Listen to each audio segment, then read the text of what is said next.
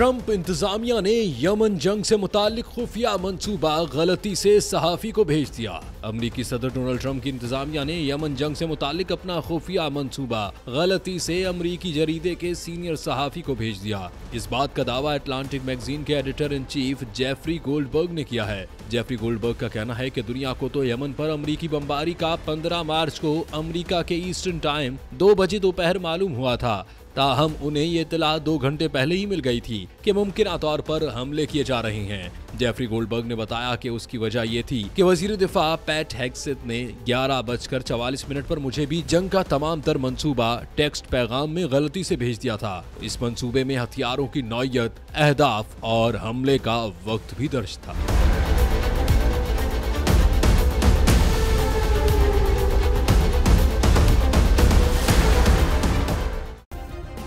Subscribe करें और bell दबाएं ताकि कोई खबर रह न जाए।